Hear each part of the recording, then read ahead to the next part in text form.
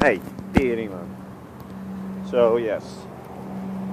So I guess I don't know, man. I mean, through all these written text, obviously James is much better, much better than I am at, formulating. I'm good at, I have my moments when it comes to writing, but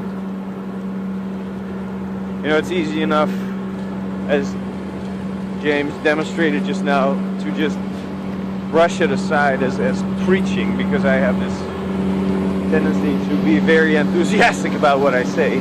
I'm really, the difference I think between a thing like value ontology and rational metaphysics is that value ontology is basically a very happy wisdom, you can call it like that. It's something that gives you a lot of power. Whereas rational metaphysics seems to be only intent on demonstrating to you that you have zero power, and that unless you do something, practically, literally impossible, just ask James to give you practical tips or practical, answers to anything. Like, there are none. He never gives them. So he just says, well, you have to completely be perfectly understanding everything, and then maybe you can be this perfectly rational entity and not perish of the horrible conditions that this life has imposed on you. Which is all very depressing and undermining.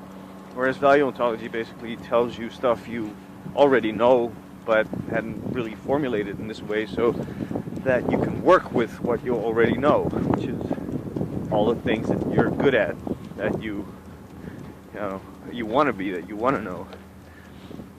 It gives you a means to affirm what you are, like Nietzsche says, to become what you are.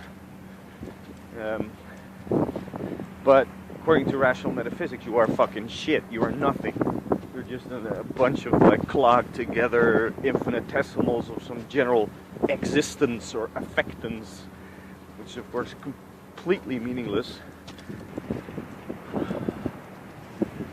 So I'd been studying rational metaphysics for 3 years, and then it sort of culminated in the effort to understand why relativity isn't accurate. He was in a stop clock paradox. James led me through this process of reasoning, where at the end I could figure out. He said, well, it will all dawn on you. It will all be revealed and disclosed. And once you solve this riddle, that's the gateway to a whole new level of understanding. Well, in the end, when I did solve it, there was nothing.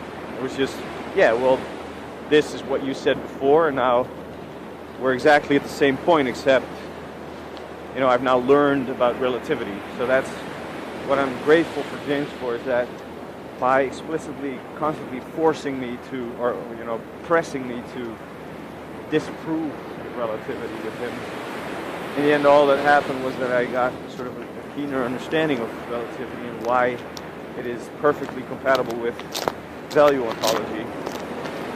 So I don't know if this was James' intention, then probably he's a hero.